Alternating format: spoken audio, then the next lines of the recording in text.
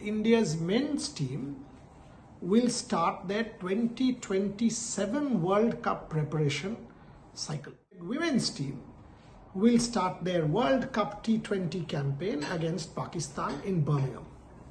Now we are at the moment in Birmingham, and you will see a lot of coverage from Trisha, from Snehashish, and of course from me. Indian team will train on the 12th. The team arrives in Birmingham on the 11th, which is today evening from Cardiff.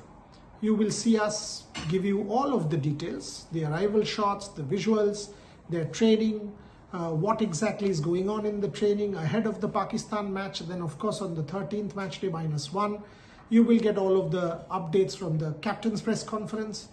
India's campaign will start, as I said, on the 14th here in Birmingham at the Edgbaston Cricket Stadium. But this particular video is also going to focus on the men's team. According to me, India, it's a strange one.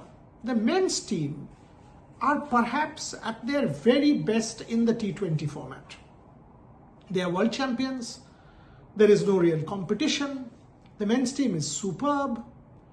They can actually put out 2 teams or 3 teams which are world beaters. Move to the 50-over format and you will know that the men's team is perhaps not at their best in the 50-over format. On the other hand, the Indian women's team, they are excellent in the 50-over format. India are world champions. It's a format that suits India. But come to the 20-over format, the team is certainly not the best, and they're not going into this World Cup as one of the favorites. In fact, if India is able to make the semi-finals from that particular group, taking down one between South Africa and Australia, I will say the World Cup campaign is a success, because to beat Australia and South Africa, India will have to play really, really good cricket and punch above their weight. So it's a different scenario. And that's where focusing on the men's team, when they take on Afghanistan for the 3-match ODI series, they will know that the real kind of beginning, the preparation, the cycle for the 2027 World Cup starts now. This is the phase of experimentation. This is the phase when even a few matches can be lost. This is the phase when India will need to get it right. Take the case of Gautam Gambhir. Gautam Gambhir is an excellent T20 strategist. He has done well for the Kolkata Knight Riders. He has won the IPL. He has won the IPL as head coach. He has won the World Cup as head coach of India. But come to the 50-over format, Gautam Gambhir has to prove his pedigree.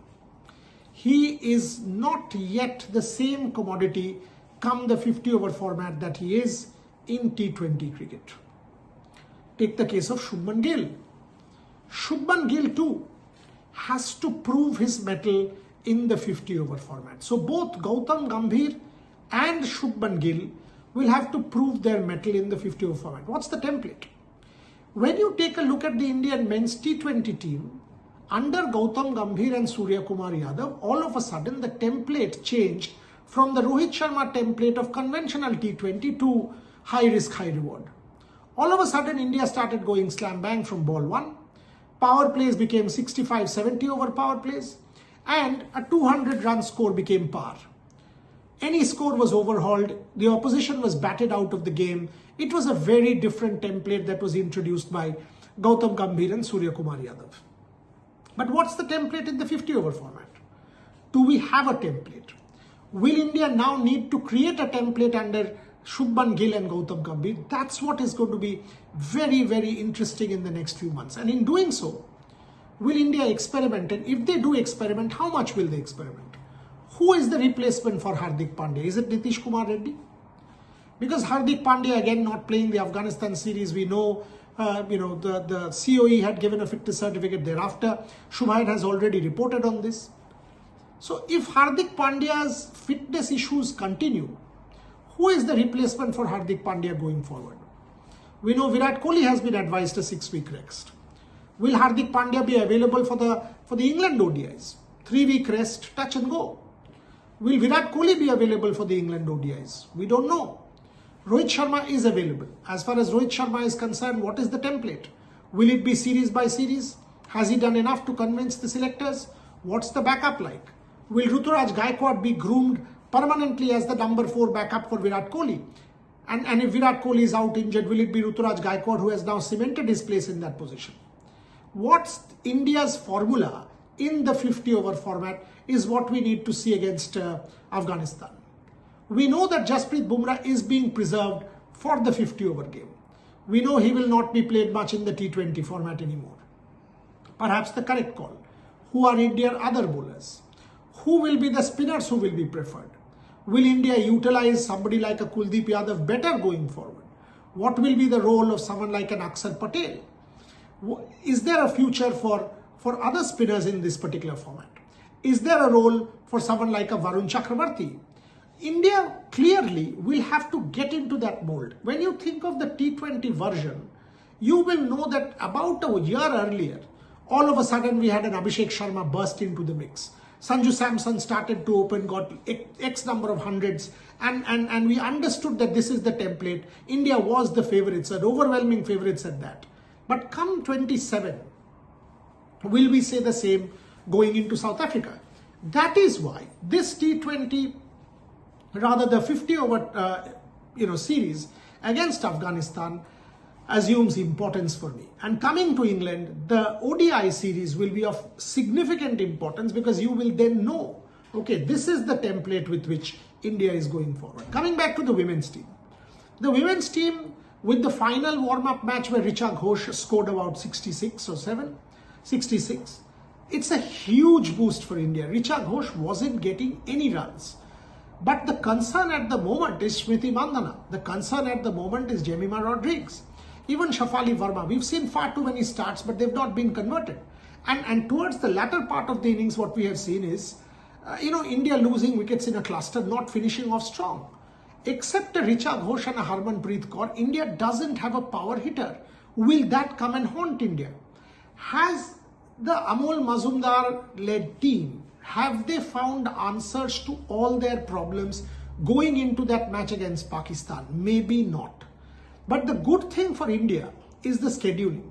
They play Pakistan and they play the Netherlands. Two games which are relatively easy games. India will know that they can experiment and they can get into groove before that all-important match against South Africa on the 21st could be a knockout game of sorts because whichever team wins might just make it.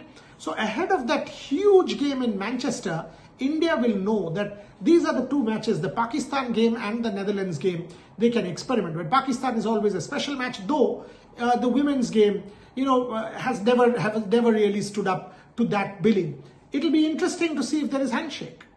Will there be handshake? If there is handshake, because this has continued, from the Asia Cup onwards, we have seen no handshake.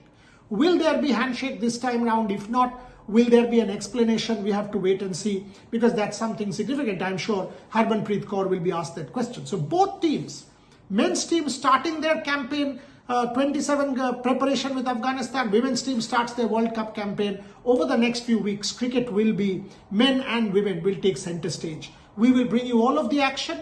We will have Shubman in Dharamshala.